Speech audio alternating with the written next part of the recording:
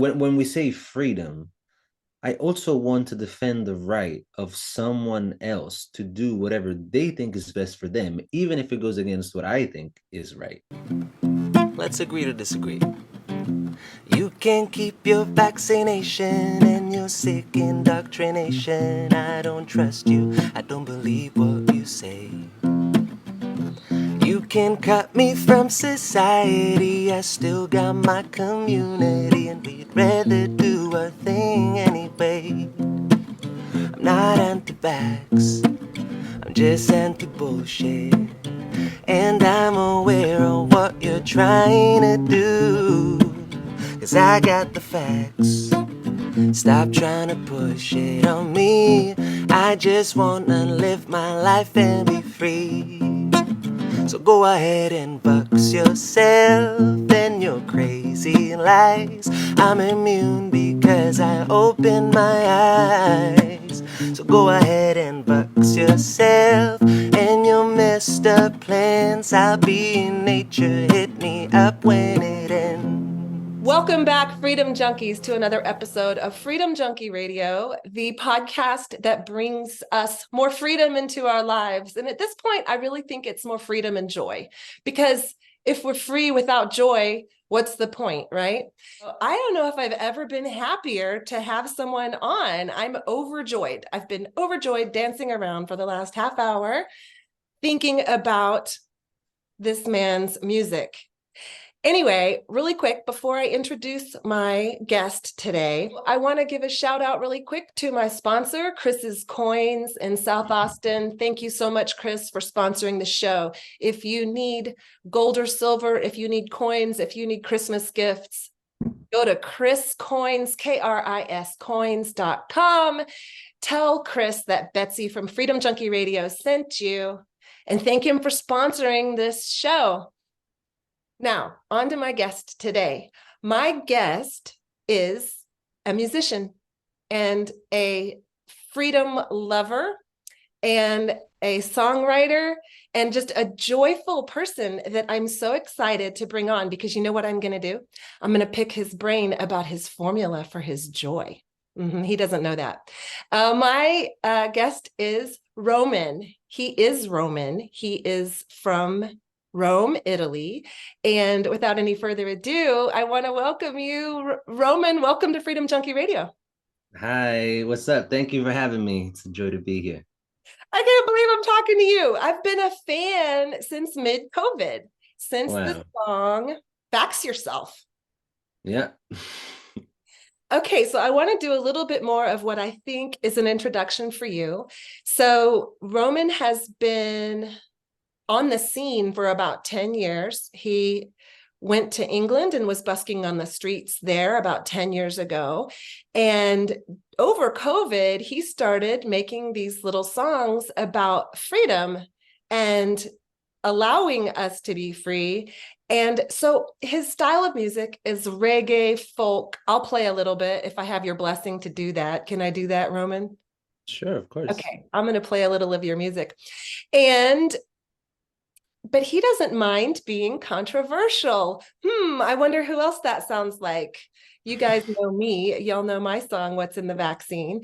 And I used to have to bleep out the word vaccine when I was doing interviews. So during all of this, I have so many questions I want to ask you, because you were busy during COVID in Italy. And from what we could hear over here, you guys, it was even worse over there.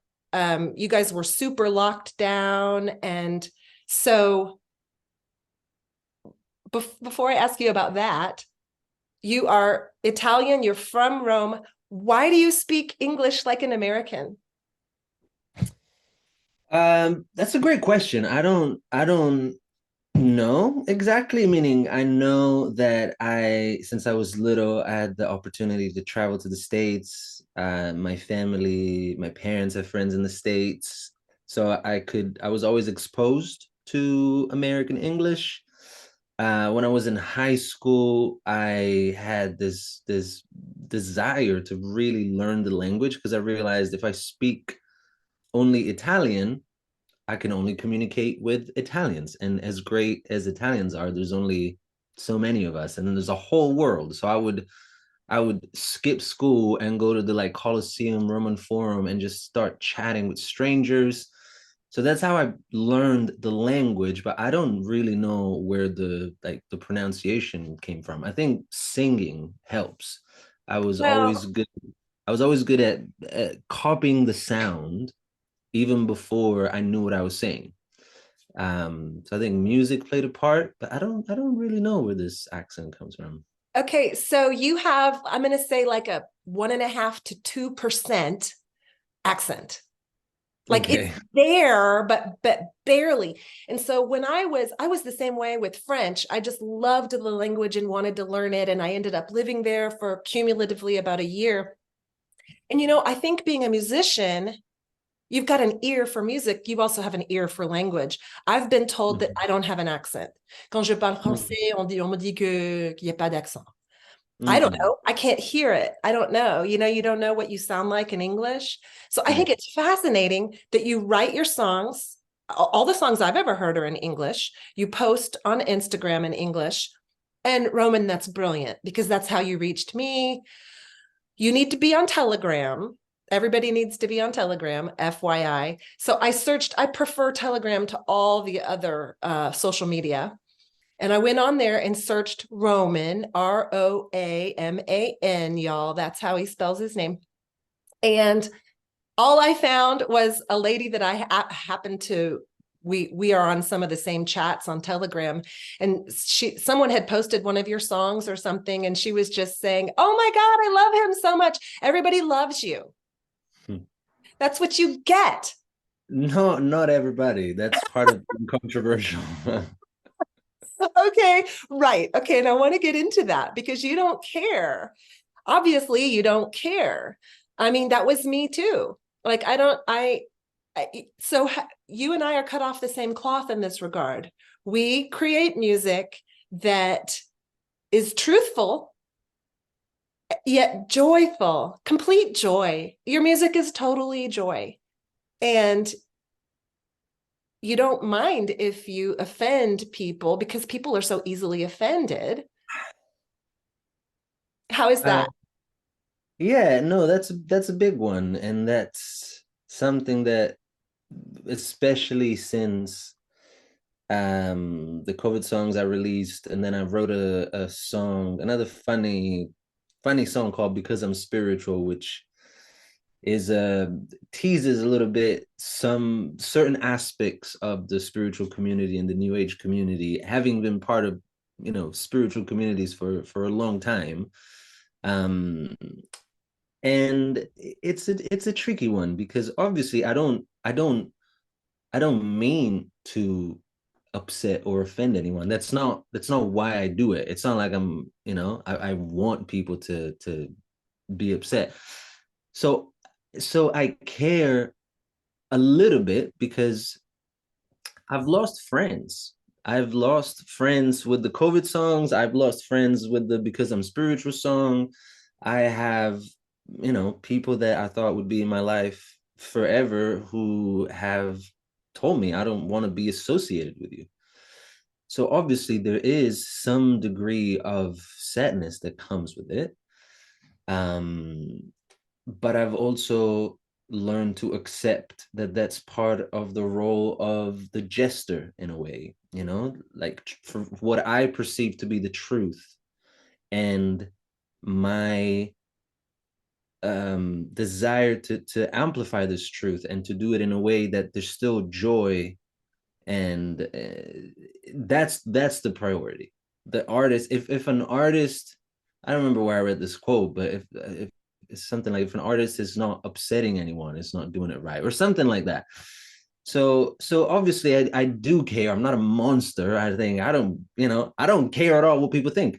I do, but not enough for that to stop me from doing what I feel is right, and to use the music and my art to amplify a message that I think is needed, and hopefully eventually um supportive for the kind of world that I want to help create.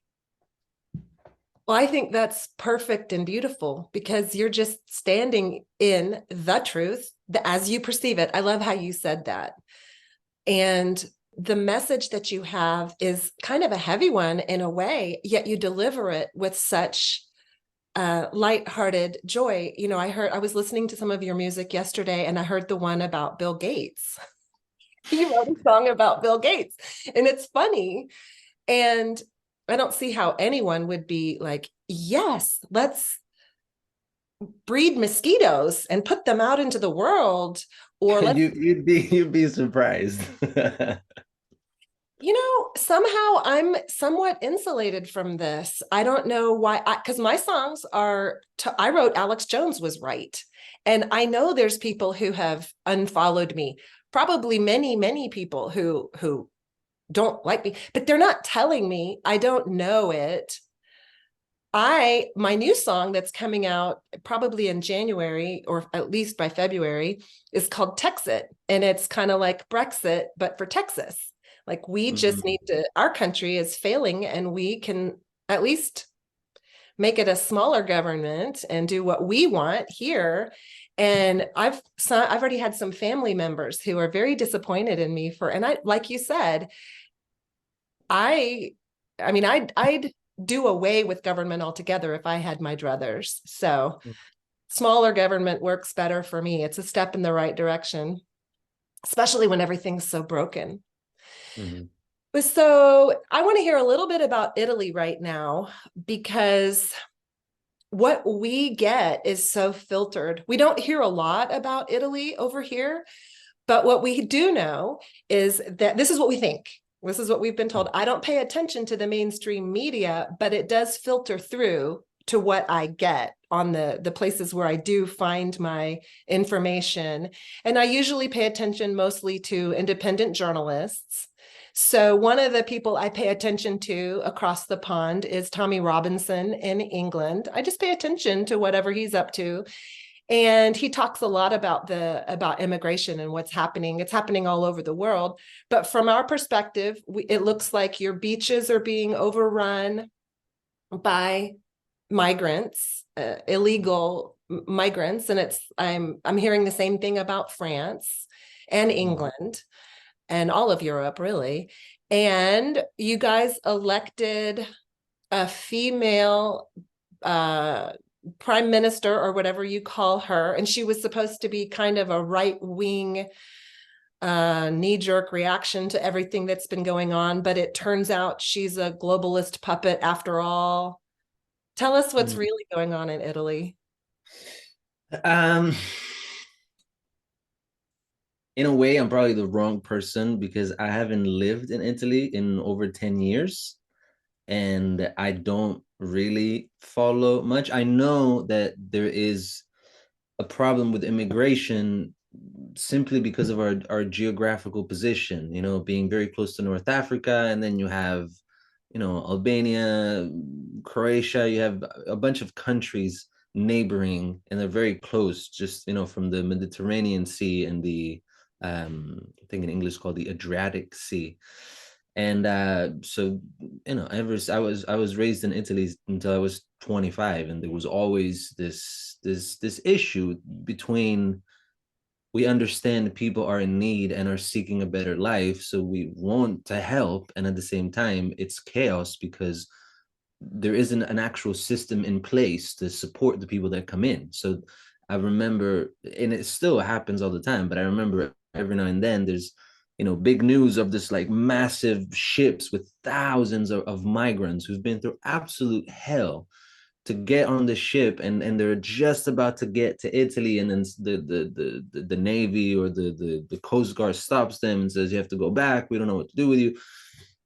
So I know that it is an ongoing problem for the country, again, between wanting to help and support and offer shelter and simply not being able. Italy is not the most organized place, in case people don't know that, and like many countries, but Italy especially, you know, the politics and the bureaucracy is just, nothing gets done. I am not updated on the latest developments from the Prime Minister Giorgia Meloni and whatever she's doing. I feel like there's so much going on in the world that if I can avoid taking in more of this information, as it just kind of helps me a little bit. So I don't know exactly what's happening. I'm not surprised to hear that someone was supposed to do something is not doing it, and that the problems continue to kind of like pile up. But as far as a political read of what's happening, I'm not the right person. Okay, well, that's probably why my next question about your joy is probably part of the answer. Where have you been for the last 10 years? I lived in London between 2013 and 2016. But I would spend the winters in Tenerife, which is an island in the Canary Islands off the coast of Morocco.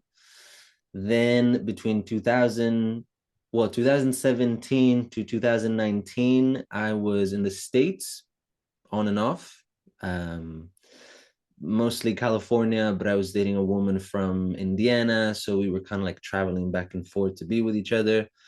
Then I moved back to London. Then I was in Italy for the lockdown for a year. Then I lived in Costa Rica for a year. And then I lived in Portugal for a year. And then in July, I came back to Italy, but I'm gonna move back to Portugal, and then I'm gonna go to Costa Rica again. Wow, how cool. So do you speak Portuguese?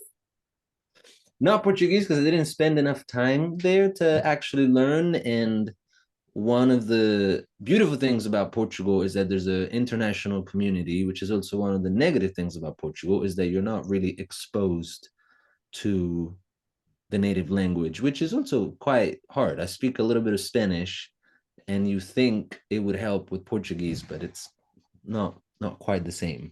Okay, so real quick, what languages do you speak? I speak Italian, I speak English, I get by in Spanish, understand a little bit of French, mostly Italian and English, and then Okay. Spanish. The year in Costa Rica helped me to.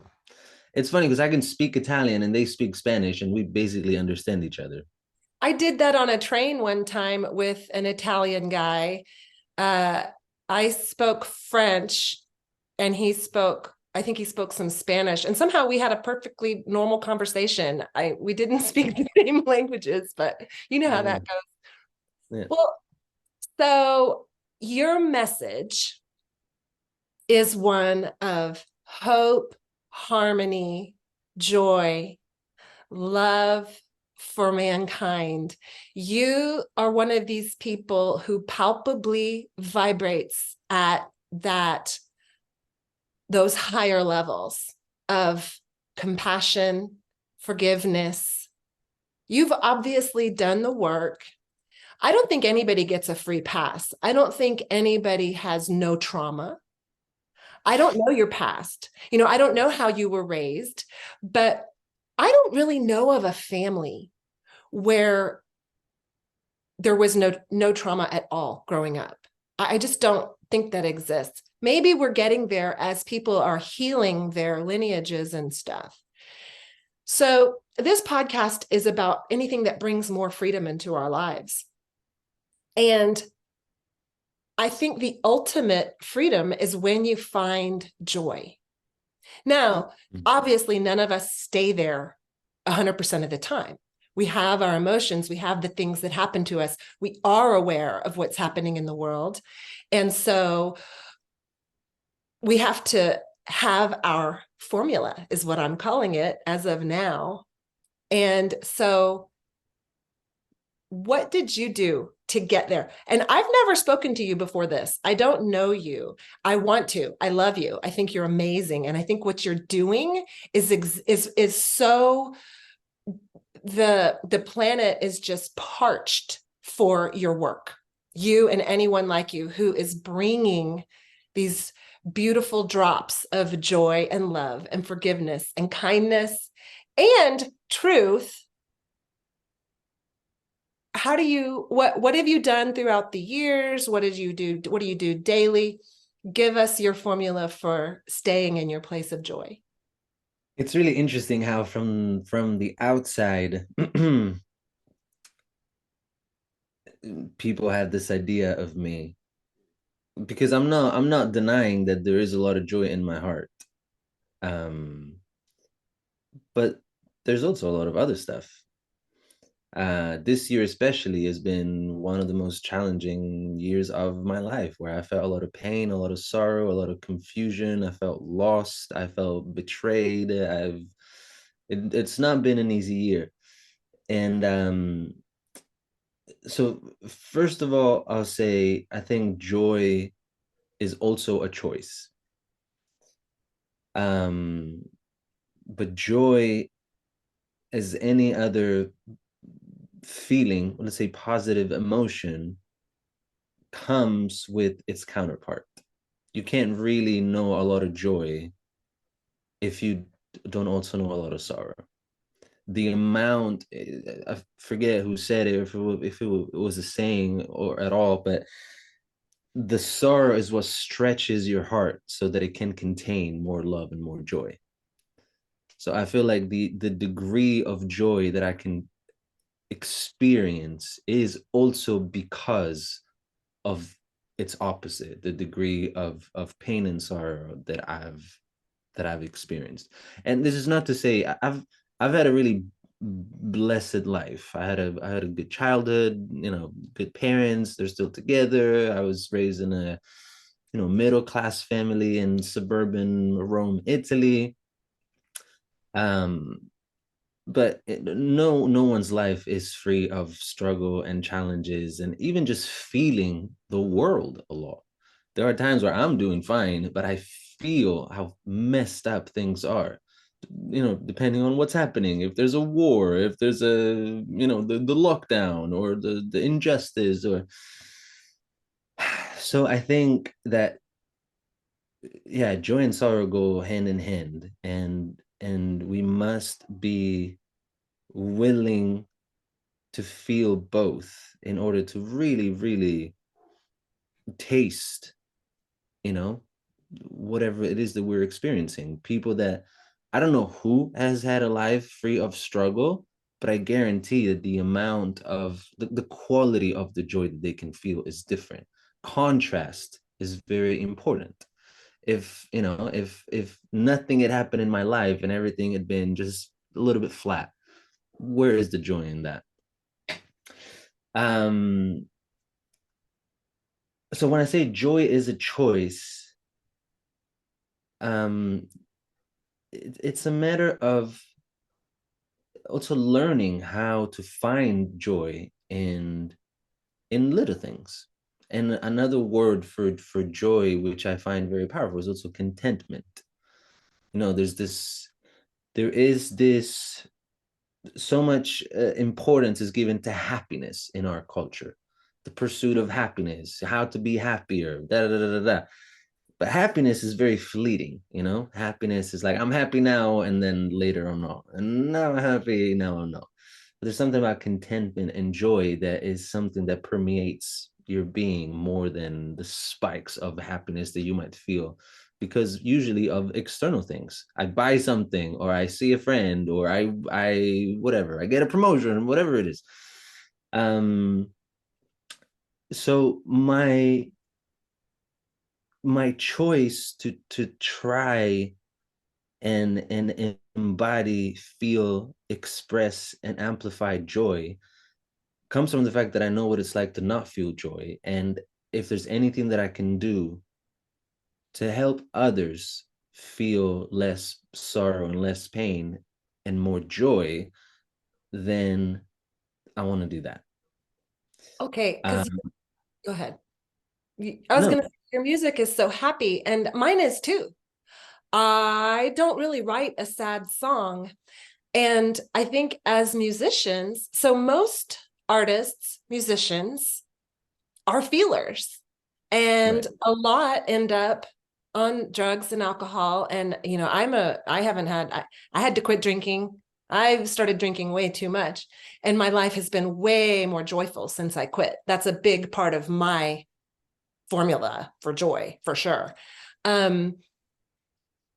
So as artists and musicians, we can write things that allow that to come through, that sorrow, a really sad song. But I don't want to listen to a sad song over and over. Right. But so somehow transmuting that sorrow and that sadness and writing a song that brings joy. Right. I also think that we have a hack as musicians. I was just talking to another musician recently on my show that we have a spiritual connection all the time because we bring in music, we bring in songs, we have an inspirational, antenna. And so that connection, I know you seem to write songs almost on a daily basis, like your connection to that is wide open. And that is a source of joy. I also think this, while you were talking, I remembered I've been to Italy. And I think Italians and Texans have something special that I haven't found anywhere else. There is a big, open, loving, helpful, friendly energy about Italy and Texas that I've never felt anywhere else. I used to think Texans were the friendliest people I'd ever met until I went to Italy. And then they were just as helpful. You drop something, 5 people help you pick it up and go, here you go, I got it for you. And and it's so much fun to watch Italians argue. I would watch like 2 old men playing a game in the street, and they would start yelling at each other. And the next thing you know, they're like, oh, it's all good. They're all happy. They fight quickly and get it over with, and then they're friends again. And they seem to be able to express what they're thinking and feeling, as opposed to a lot of people who push it down. So I think that you might have a hack and not even know it by genetically just being Italian and knowing joy is part of your culture, right? Yeah. There's definitely some truth in that. And it's funny, I was one of my closest friends is also a musician.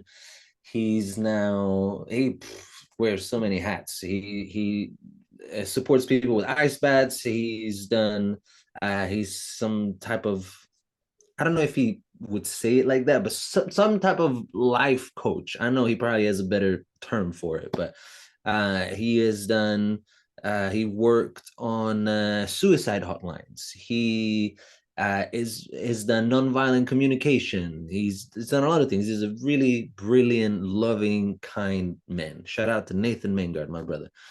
And recently he said something like, I think Spanish people and Italian people had it right, or have it right, because he said, especially in certain circles, there is this thing about, we're always going to be kind, and we're always going to be the politically correct thing, and we're going to kind of like stuff things down a little bit, and then it explodes. Whereas Italians, they'll shout.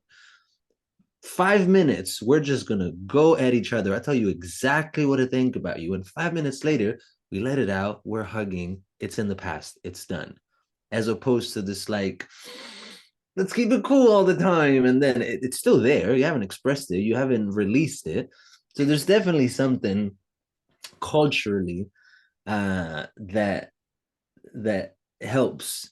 And as you were saying, as artists, obviously music, but I think any type of art is magic in the sense that it's real alchemy.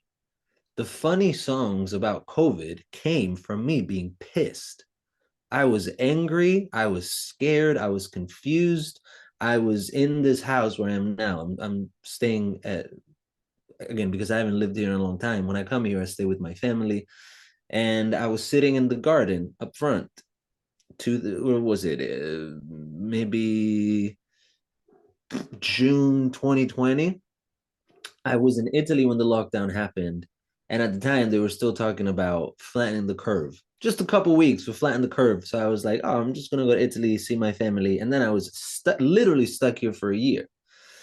And I was sitting outside, and at the time I had, I don't know, maybe like 2,000 followers on Instagram, wasn't really going anywhere. And I wrote the song. Like most of the songs that I write, I wrote it for me because I needed to just release this anger. And I found that through sarcasm, irony, making it a little bit funny, a little bit provocative, but still keeping it light, it helped me channel and alchemize this black ball of all these anger that I was feeling. Like, what is going on? How are we listening to these people? How do they have the rights to keep an entire country locked in where you couldn't go out to visit your grandma if you wanted to? Like, so the end result is let's laugh about it. But the starting point is I'm so angry and I am so, yeah, confused as to what is happening. So when I posted that, I thought no one's gonna see it, but at least I feel a little bit lighter. I was giggling with myself singing the silly song, and then I checked my phone a few hours later, and I had 10,000 followers, and I freaked out. I genuinely freaked out. It wasn't like, yeah, I'm going viral. I thought, fuck, this is what it's getting me to go viral. Like the most controversial I could say right now, a song called "Go Vax Yourself." That starts with you can keep your vaccination and your sick indoctrination. I don't trust you. I don't believe what you say. I was not coming from I'm gonna be, the voice of the rebels and the revolution. I just wrote a little song for me because I needed to vent. And it goes viral. But what I saw is, well, first of all, I lost a bunch of followers. Friends stopped talking to me, blah, blah, blah. But the comments that were coming in were usually, thank you for helping me laugh a little bit about a situation that's been basically making me cry for months.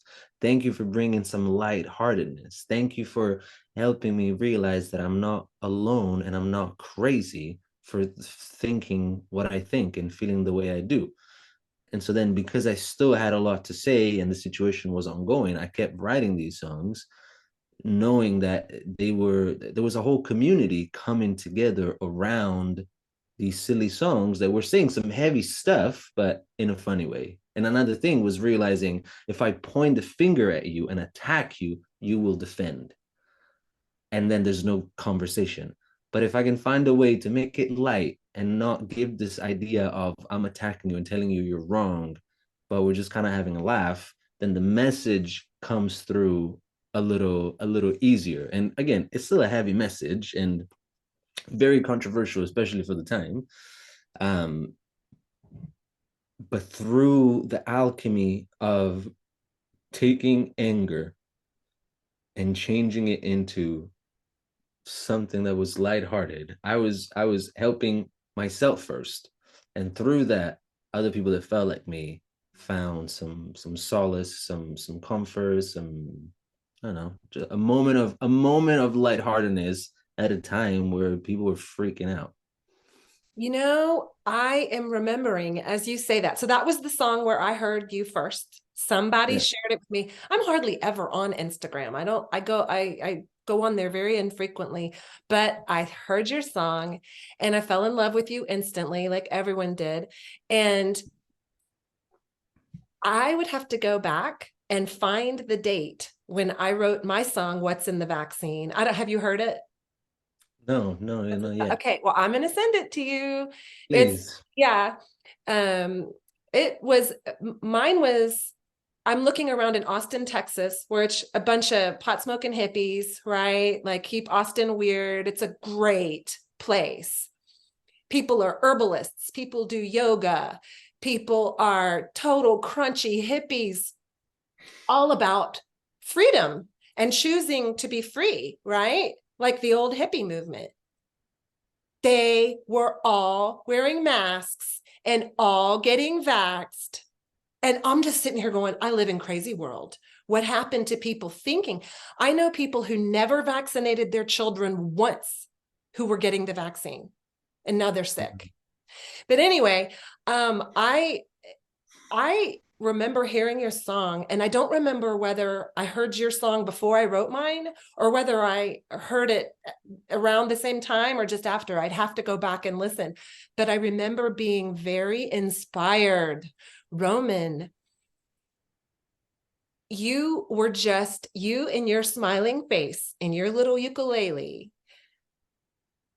just pouring it out there. And those of us who had that same perception of this is wrong, this type of totalitarian tyranny is wrong, and whatever you're selling, I'm not buying.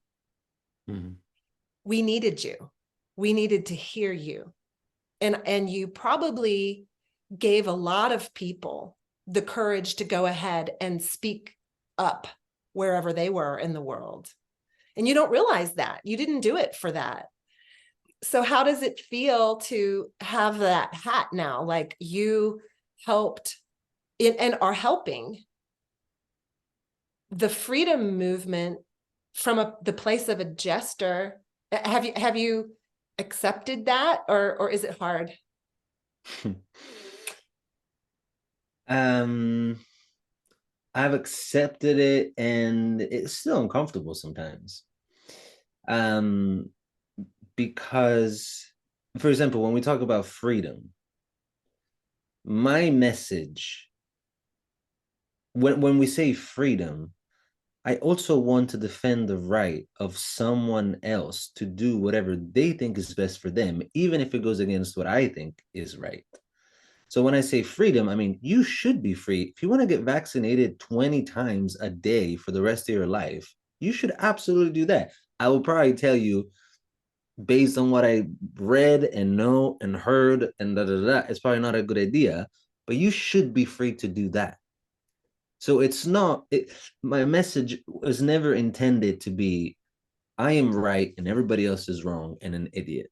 No, is someone who may or may not have my actual best interest in mind is forcing upon me and the entire population of the world something that, especially now, we know was not done for the right reasons, did not have the actual benefits that they were promoting. But the point was, I want to be free to do what's best for me. And there, and you know, the one of the main tactics was, but you're not doing it for you, you're doing it for others. And now we know that when they were forcing these vaccines, they hadn't really not only tested them, but the whole thing of it it prevents you from spreading it. Also not true. But it's still uncomfortable because A, is very controversial. B, I don't know if people always understand what I'm actually trying to do. I'm not trying to be a rebel just for the sake of being a rebel because fuck the system. Also, fuck the system.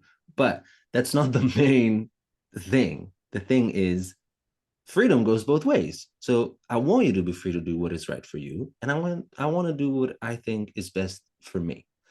And I know that my songs have been used in situations where I don't necessarily agree with what they're doing either, because it's completely, you know, the opposite extreme. And I know that it, because of my controversial, you know, stance and the fact that I've spoken about it quite openly, I have cut myself from certain opportunities. You know, for example, that's a big one. I know that there are things that I won't be able to do because the moment they find out what I say and what I think, they might be like, oh no, that's not. I'm talking to a music publishing company who has reached out to work with me. And we had a few meetings on Zoom, and they're really excited to work with me. They want to help me, you know, spread my music and support me, blah, blah, blah, blah. And I brought it up. I said, are you aware that I have written and released songs that talk about this and this and this? And they said, yes, we love those songs. You keep doing you. We just want to support what you are doing. But I felt like I had to bring it up because someone else may have said, oh no, we didn't know that. Actually, that doesn't really align with the image we want to preserve. So it's sometimes an uncomfortable position, but I do it nonetheless because I feel like it's right. Okay. So you've been playing in 2023, you played on a European festival circuit, right? You played a few festivals last summer? Yep. Okay, I have the same problem. I have a band here in Austin, and there's really only two places that want us to play, because I sing What's in the Vaccine. I sing Blind Joe's I Will Not Comply. I sing John Rich's Progress. I sing Alex Jones Was Right. And people either love it and lose it because they're like, I can't believe I'm hearing someone singing this stuff. This is amazing.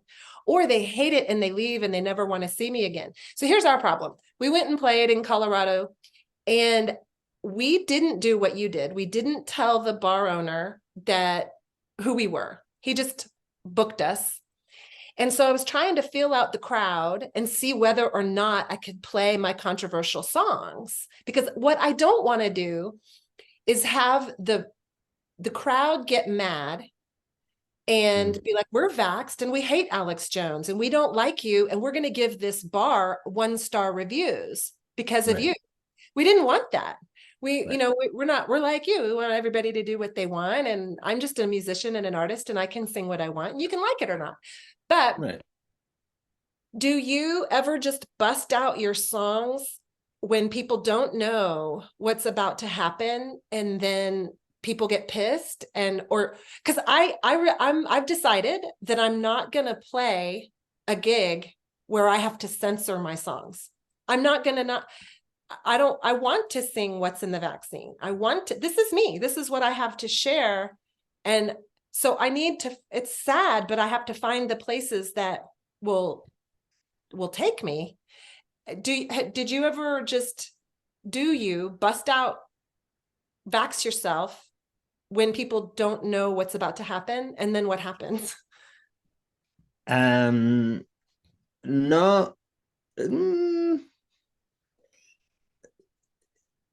It's interesting because when I released those songs, well, first of all, again, I wrote them for me, no intention to start a revolution of any sort. I was like, I'm pissed. This doesn't feel right. Here's a song.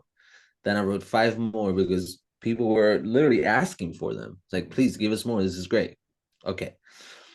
But it's the only collection of songs that I've released, again, because people were asked. I also had no intention of releasing them on Spotify. I was like, these are just little 1-minute songs on Instagram.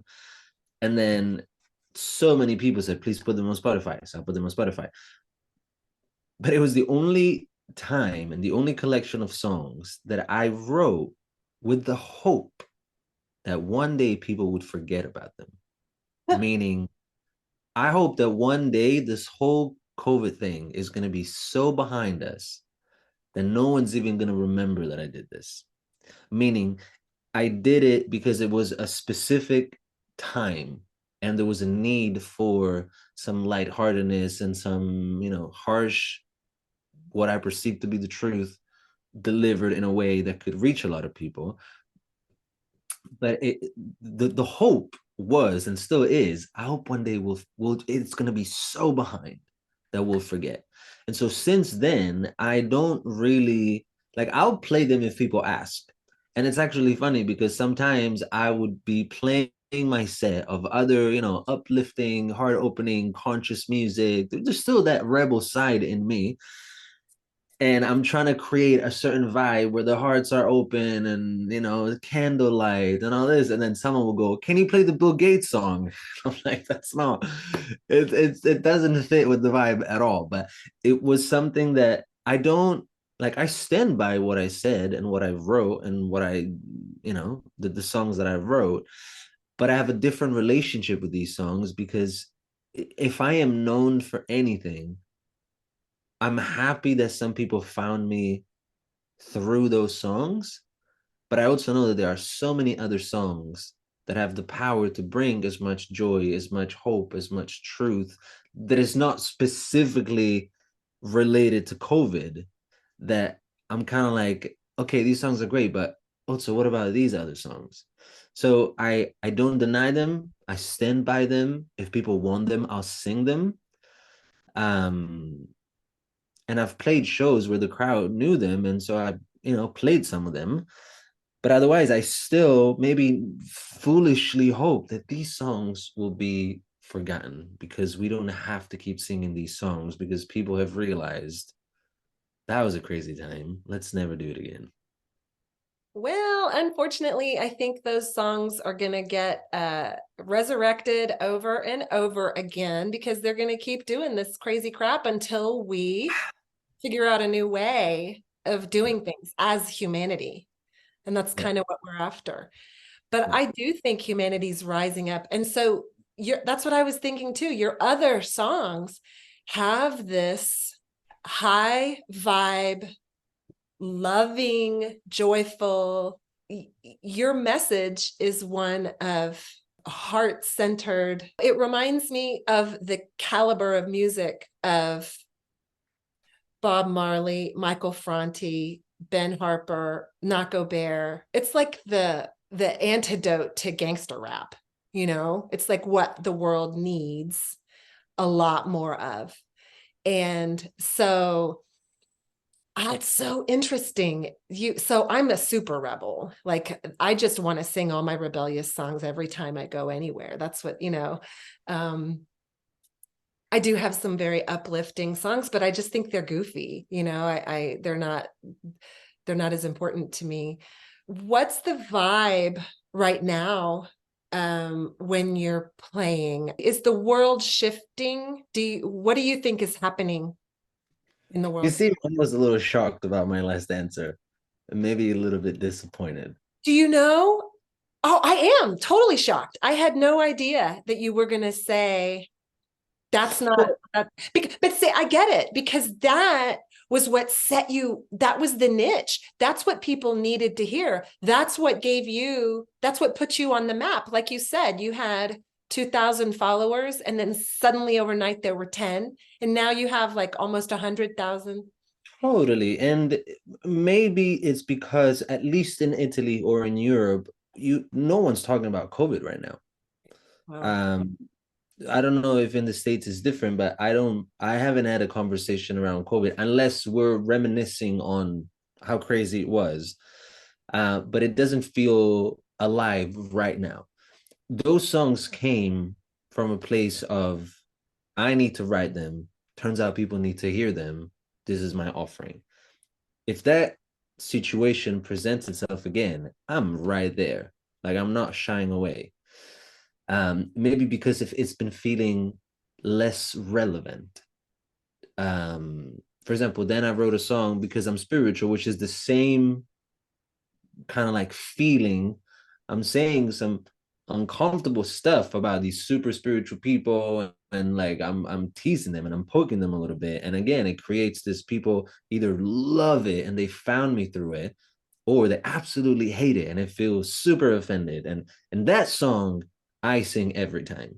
Okay. Because I sing, so I still have that in me.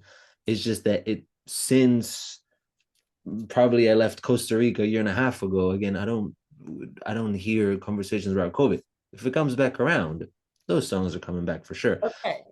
But I've also, I am learning, because there's a big rebel in me as well since I was little. Like, I remember having conversations with my mom, who was trying to explain to me the concept of authority, and I just couldn't understand. I was like, wait, I'm a person, he's a person, or she's a person. Why did they get to tell me what to do? I don't tell them what to do. I just could. It wasn't that I was trying to be rebel. I just couldn't understand the concept of authority. I put myself in tricky situations because I would say something I wasn't supposed to say, or and I love that about me. I love that I'm not afraid to speak my mind.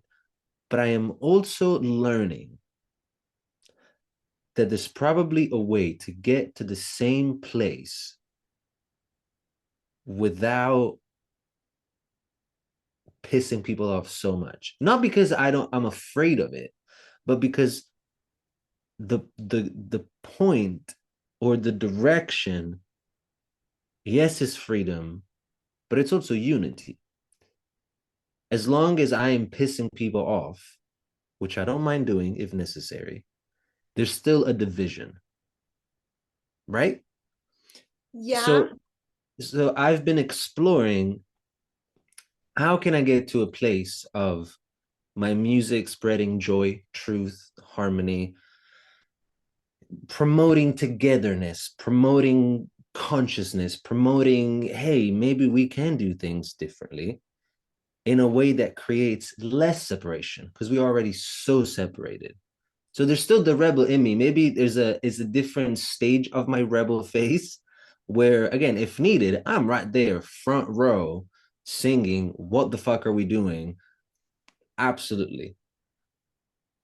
But again, I'm exploring this other way where the more in touch we are with our own hearts, the more in touch we are with other people, the more we can look at a situation and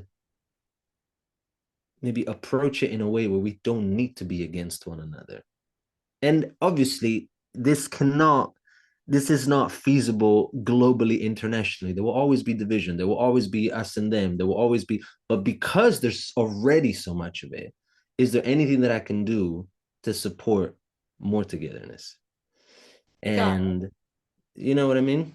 Yeah. And I think it's really interesting. And I don't think that you can succeed at that 100%. I mean, you just can't, because No, probably not. it may have been a quote you posted. I read one recently where if an artist isn't pissing people off, they're not really doing their true work. So there will be people, you know what? You're going to have haters, Roman, just because you're freaking happy. Yeah, yeah, Yeah. for sure. Yeah, there's going to be people who want to put that light out.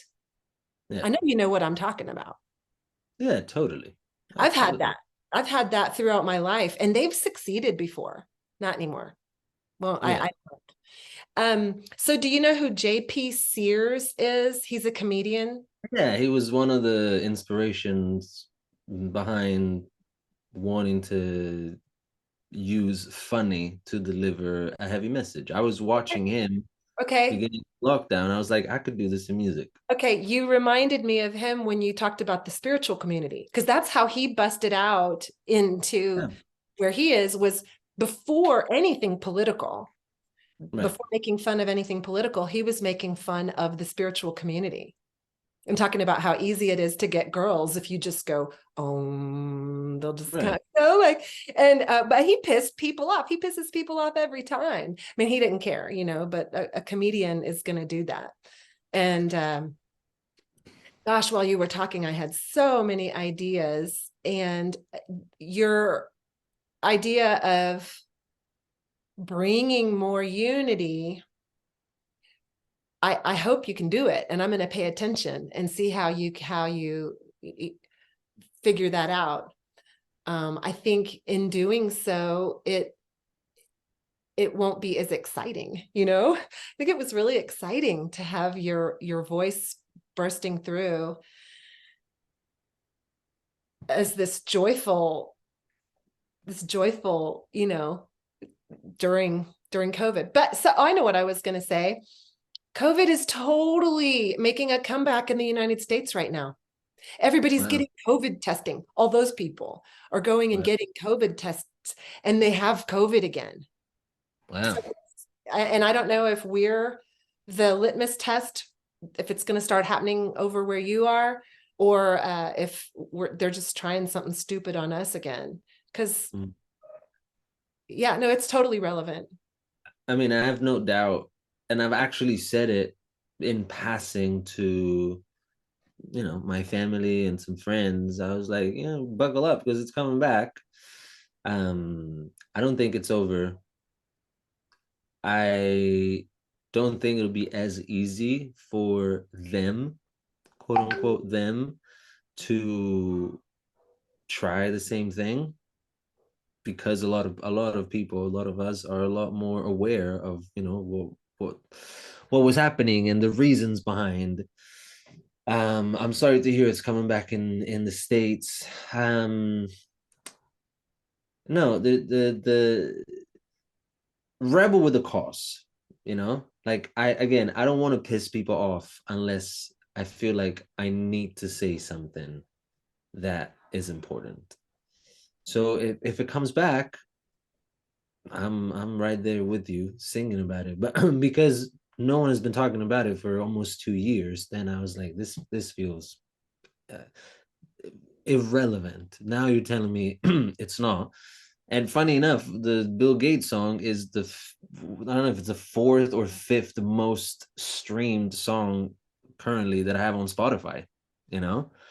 And it's like, okay, then people are still resonating with this. Um, yeah, if it comes back, I'm right there with you. Okay, so it's something that I'm thinking of right now is you're younger than me. I don't know how old you are. I'm in my 50s now, and I took 20 years out of music. I played professionally when I was in my 20s and took a couple of decades off to get married, raise kids, homeschool, do all that. And I just didn't want to be a musician. I didn't want to be out playing and touring and doing all that. So over the last few years, not only did I quit drinking, and that just created a massive space in my life for creativity and doing things and becoming who I want to be, I realized that I was in a special place being an older musician because I don't have a following or a career to ruin. A lot of people my age, if they had come out and said what they wanted to say, would have alienated their own success. I don't have any success. I'm not a big musician. I just do it for me, like you. And I'm old enough to where I'm not trying to create a career out of it. This was, I can blow my musical career. I can blow whatever, like, no, if everybody hates it, it doesn't matter, And so I was willing to go out on a limb and say, I'm going to write these songs that need to be written. For 6 months, I'd been thinking, somebody needs to write Alex Jones Was Right. Somebody needs to write it. And then one day the song came to me, so I wrote it. But I thought younger musicians who have a potential future in music, they don't want to alienate half of their potential crowd either. So I thought I was in a specifically unique position to go ahead and, say some things that needed to be said and not care about the backlash. You've still got this beautiful career ahead of you, and you didn't care. I think that's why people love you so much. Well, your delivery is so joyful, and your smile is infectious, and the music is so happy. But it was that flippant, nonchalant, I don't care. I think that's part of what attracted people to you so much. And so I think it's so cool that you're still just riding that, and you're just gonna, whatever comes. That's part of your spiritual centeredness, this lack of attachment to the outcome of what happens. Yeah, I think there's definitely truth in that. I think I feel injustice a lot. I feel one thing that really grinds my gear is what I perceive as injustice. And so I don't care about repercussions when I feel like I'm standing up for something that matters more than where my career goes, you know? Um I'm also learning as I mature as a musician and as a man. I'm 35, by the way, just turned 35.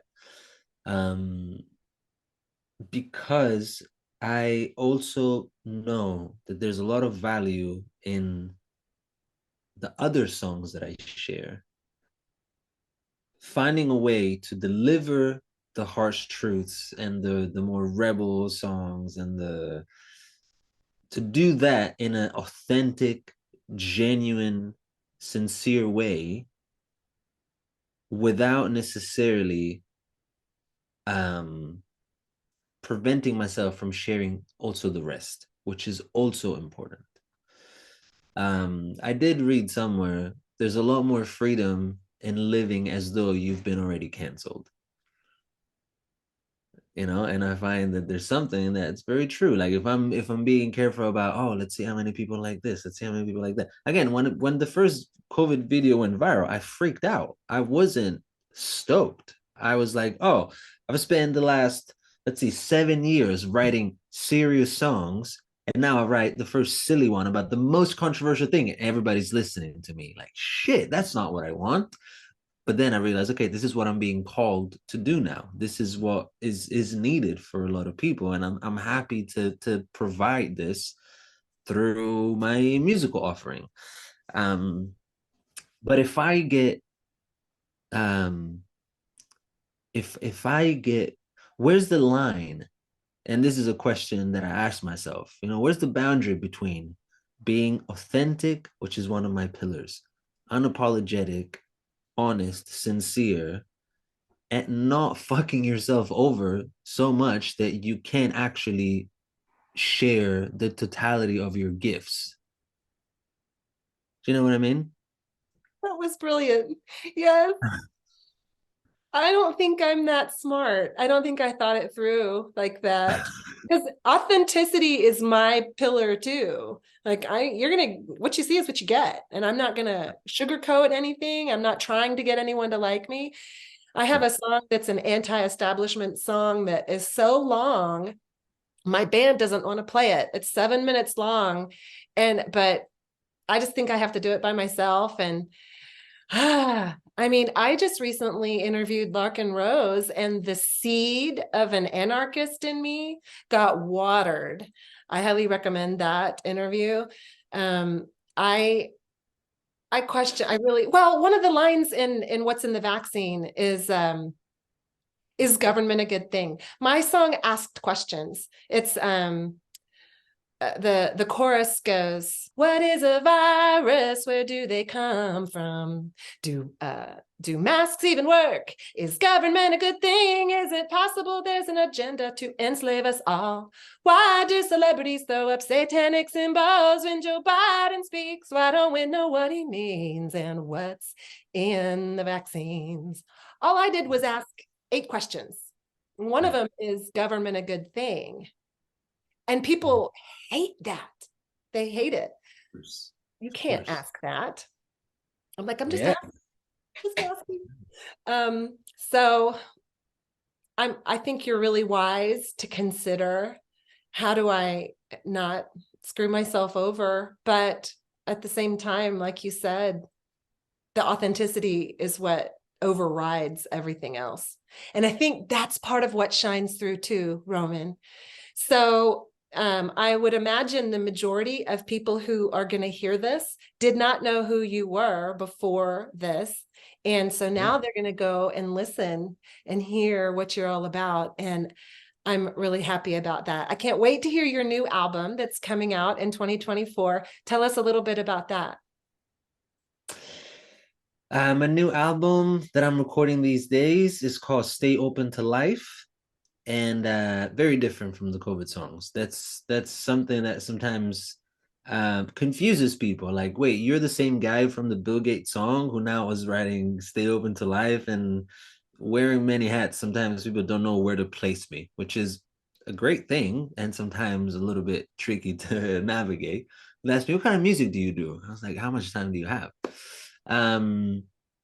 Stay Open to Life is a collection of songs that I, again, wrote for myself over the last few years, trying to, the intention is to offer comfort, inspiration, encouragement. Stay Open to Life is something that was told it was said to me by a stranger in Costa Rica during one of the darkest emotional roller coasters of my life. I was stuck in Costa Rica. They canceled my visa to come to the States. At the time, I was dating an American woman. We broke up. I was broke. Just like I was an absolute mess. Couldn't see the light at the end of the tunnel. And one day, this stranger, who I think was a homeless guy, came up to me. Never seen this guy before. He doesn't know anything about me. He comes up to me. He looks straight in my eyes and says, "Stay open to life." And then just basically vanished. And that's such a massive impact on me because I was not open to life at all. I was quite the opposite. I was like, I want life to give me this, and life is not doing it. And so I am in so much emotional pain. And so there's songs like Bless This Mess, which I wrote during the lockdown. Be Chill and No, Chant Up Zion, which is kind of like also like a rebel reggae song. Um, is a collection of songs to raise the vibration in a different way, and to link again to connect what we were saying earlier. Our voices are valuable only as long as we can use them, right? So the question I was asking earlier, I ask you as I ask myself, where's the boundary? Where's the healthy boundary between unapologetic, this is who I am, this is what I think, and making sure that you can still use your voice and your voice is still being amplified to reach those people who need to hear it so that you can bring your message.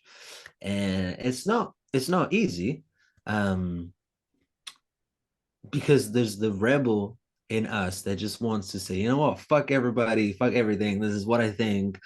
Let's start the revolution. And then there's the other part that is, at least for me, yeah, learning how to, because these other songs like Stay Open to Life and this other collection, I know can bring a lot of healing as well, and can bring a lot of people closer to their hearts, can bring a lot of people closer together. Um, I value those songs as well, and I want to make sure that those are also heard, as well as Why the Hell Are We Listening to the Gates, Go Vax Yourself, and all the other collection. So it's a journey to learn how to use this gift that we have in a way that is um yeah, supportive to not just to others but also to us. And our, I know you said you're not necessarily interested in a career, but the more you sing, the more people resonate with you, the more you will have a following. And then there's a not just a responsibility but an opportunity to use the gift of people's attention in a way that is not just, I'm a rebel, I'm going to do whatever I want. Sure, but also how are we using it? Because we're so blessed that we get to do it and that people are actually listening to us, which is massive, So that's the current uh lessons I'm learning as I go. Well, I think one of the most powerful things that we've learned about you today is that you've had a lot of darkness and sadness and hopelessness, because what people see when they go online and look at you is this free spirit, traveling, happy music playing character. But there's so much depth and darkness and shadow work and overcoming that has brought you to where you are. And I think it's really important for people to know that, because there's going to be someone listening to this interview right now, wherever they are, that's in a deep, dark place. And they need to know that we've both been there. And then I don't want anybody to think, well, I can't, they have this magical thing they can do. They can pick up their instrument and connect instantly. Well, guess what? I just want to share with everybody. You can learn to play the didgeridoo. You can learn to play the crystal bowls.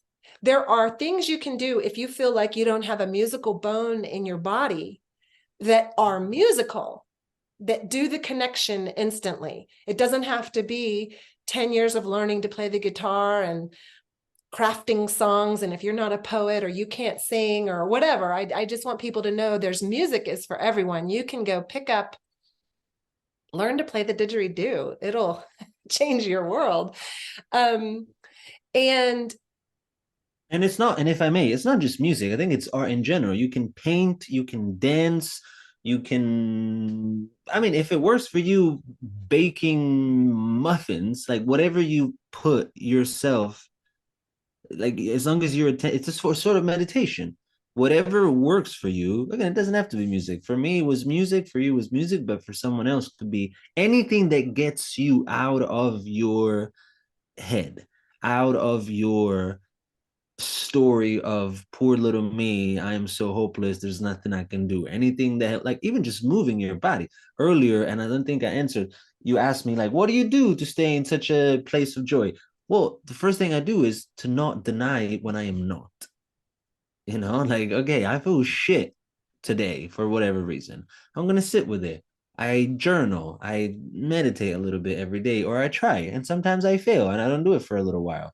I know that moving my body helps, being in the sun helps, being connected to a supportive, kind community, knowing that I have someone I can share what is going on with, having some connection to spirituality, whatever that means for you. Reading, like there's so much that is available. The medicine is everywhere.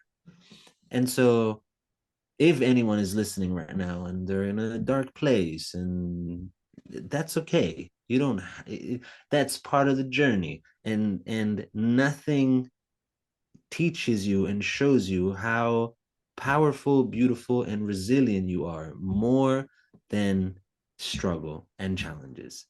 And everything changes. So if find another thing that I find so important that has had a massive impact on how I deal with challenges or simply how I approach life is to know your purpose, to know your why. There's a beautiful book that I recommend to everyone called Find Your Why by Simon Sinek, I think it's his name. And it's one of the books that I read during lockdown. I had a little online book club with some of my friends, and that was one of the books that we read. And this book guides you through some exercises you can do alone, some you do with some friends. And in the end, it helps you write like a one line, like a little mission statement, which actually you can't see it, but it's hanging on this wall right here next to my desk. To know your why is kind of like having a map and a compass that will help you navigate times when you don't know what you're doing. Life is messy. In June, I broke up with my partner of a year, and two of my best friends also broke up with me, and I had to leave my apartment, and I left the country where I was living, and I was not feeling joyful at all. Really dark time. Having music and knowing my why was so important, because I knew I can use this. This is important. This is my curriculum right now. Life is giving me the curriculum. Okay, now you're doing the pain curriculum, and then you can sing about it and help others who are going through the same thing. So all of it is part of the dance. All of it can be medicine if used consciously. And then just find your why, and then find what works for you to get you out of your head, because so much of our suffering is in our head. There's pain. Emotional pain is real, and then suffering is optional. It's in our head, the stories that we're telling ourselves. And I've had very powerful realizations when I was going through these last few months of really dark times. I would go to the beach. There were days where I was in so much pain that I would literally go to the beach and just scream like a psychopath. I would walk away from my friends and just scream. And then I would jump in the cold, freezing water of southern Portugal. And then I would do as many push-ups as I could. And then I would do some qigong. And then I would scream again. And then I would just get it all out. And then I would sit and I would meditate. And that's when one day when I realized I still feel the pain in my chest. This is very real, but I'm not suffering in my head, because I moved it. I moved it all. And now I can actually sit with whatever I feel, which is I'm sad. I'm really sad. My heart is really broken, but I know it'll pass. And I keep taking one day at a time and I'll do what I can. And now a few months later, I'm okay. Still riding the emotional waves occasionally, but I stopped living in my head and repeating this loop of the story of I suck, I fucked up, no one loves me, there's no hope. These are stories that keep you stuck. It's so inspirational to hear you saying this, and what just moved me was not your story of sadness, but you are special, Roman. And I don't want you to ever forget that. There is a vibration that you put off that is powerful. And it's impossible for me to describe it. I was just on cloud 9 this morning, and I think it's your vibe just before I interviewed you. And what you're putting out into the world is so important. So you just have to keep it up. And when you have your bad days and your low days, you just have to remember that. And you don't know when people are listening to your music either. The stuff you've already put out there. And I know you know that now is all there is. And I read this. I'm going to share one with you. It was a Alan Watt quote, and I sent it to my friend Susie. I can find it really quick. Here it is. The present moment never comes to be, and it never ceases to be. It is simply our minds that construct the continuity of thoughts we call time. In the present moment is nirvana. The present isn't really something we can, I'll put your book and I'll put that quote in the show notes so people can find that. This present moment never comes to be, and it never ceases to be. So the present is this weird fleeting thing that we've been told, be here now. And it's like, what is that? It is simply our minds that construct the continuity of thoughts we call time. Mm-hmm. So the past and the future aren't even real. Yeah. In the present moment is nirvana. Yeah. Whether you're crying your head off or whether you've found a joy. And I think that I don't know, your ability to transmute the pain or suffering or however you want, whatever it is, and know that you will be okay and you will move through it. And then to just go swim or sing or bake muffins. It is so special to be here. We are so special in these bodies, every single one of us. And to find your why, I can't wait to read the book. Oh my gosh. Do you tell people what your why is, or is it just for you? No, I tell it. My why is to amplify joy and hope. Okay. That's a big, heavy one. And that's what you do. It's what you do. That's what I do. That's what brings me the most joy. That's what keeps me focused, keeps me centered. It makes me feel like I'm somewhat useful, like I have a talent. I can't deny that I have a talent, and I want to use it to help people feel better. Okay, well, I love you. I don't know if I've ever told one of my interviewees that. I love everybody, but sometimes it's easier to tell people than others. Is there anything else you would leave us with, Roman, or have we covered it? I would sing you a song if you want. Oh, yes. What song are you going to sing? I would sing, since we talked about, because the COVID songs and all the other stuff, people can go listen already. But I would sing you the first single from the new album. Please. This is called Bless This Mess. And I wrote it during COVID, actually in this room, as I was studying the Tao Te Ching, text from Taoism, and listening to a lot of Ram Dass. We don't know why things happen. Some things that may seem bad, quote unquote, may actually end up to be the seed for something good. And through that story and studying the Tao Te Ching and blah, blah, blah, I wrote this song called Bless This Mess, which is going to be the first single from the new album. If all goes well, inshallah, this comes out in April.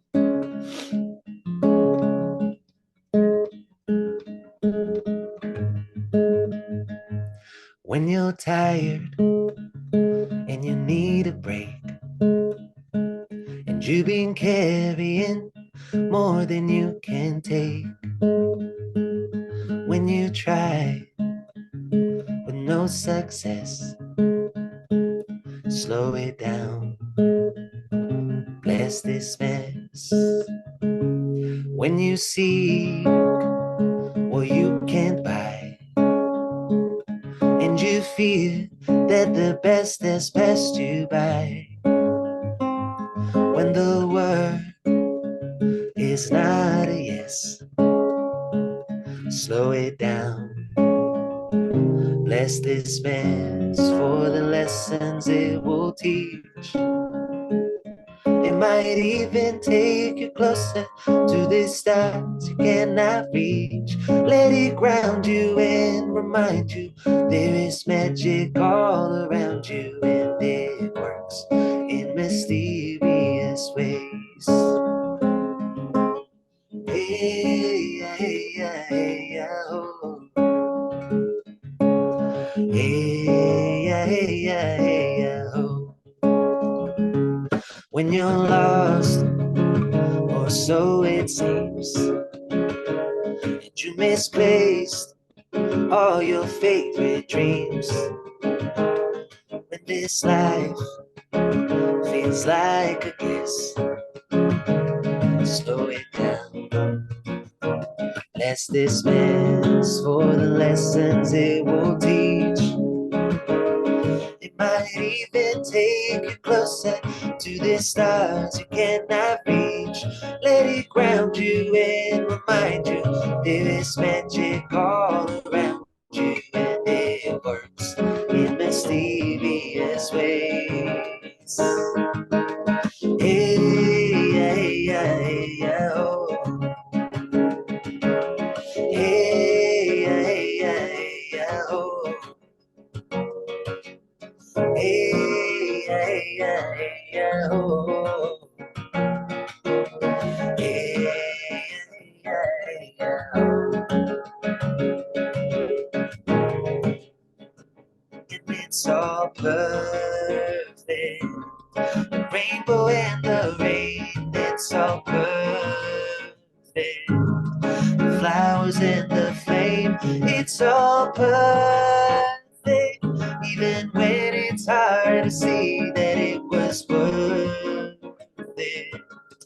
Baby, what you got is exactly what you need.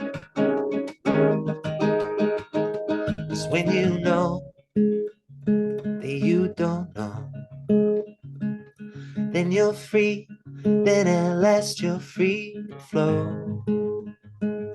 No more tears and no more stress. Slow it down, don't go so fast. Make the most of what is here before it's past. Feel the ground, do your best, and slow it down. Bless this mess, slow it down.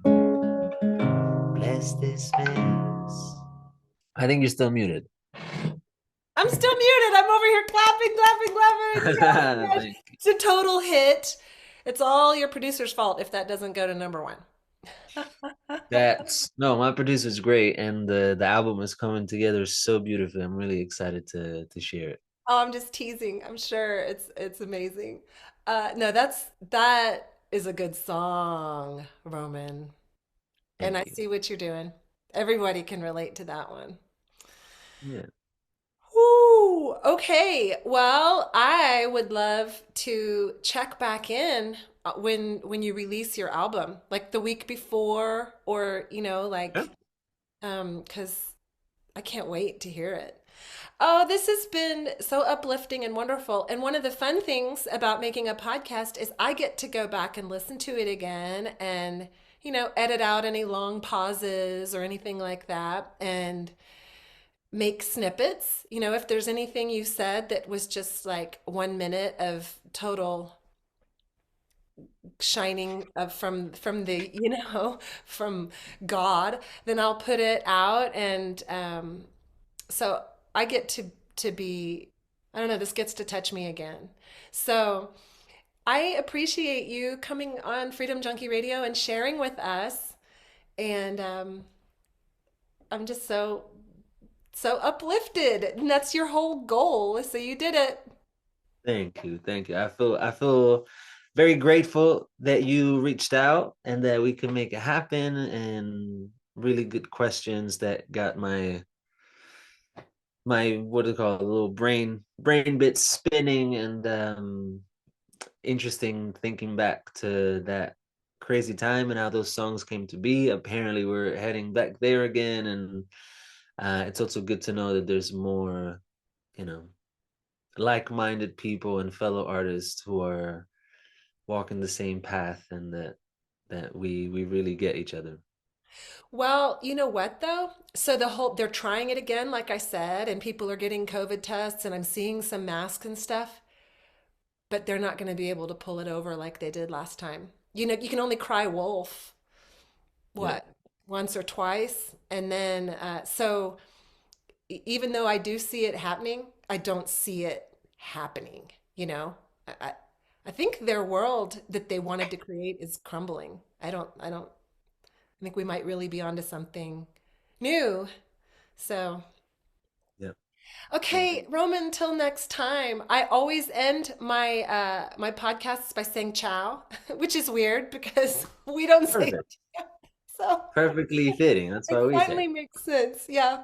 Well, I wish you the best with your new album and all that you are going to bring into the world, and just wrapping you in golden light. And all of you who are still listening, wrapping you too. Till we meet again. Ciao. Till we meet again. Ciao for now. Hey, everybody. Just a quick reminder, if you love Freedom Junkie Radio, pay a visit to my sponsor in South Austin. He's got a coin shop. He sells gold and silver. It's called Kris's Coins, Kris Coins, KRIScoins.com, or you can visit him on Slaughter Lane. Tell him Betsy from Freedom Junkie Radio sent you.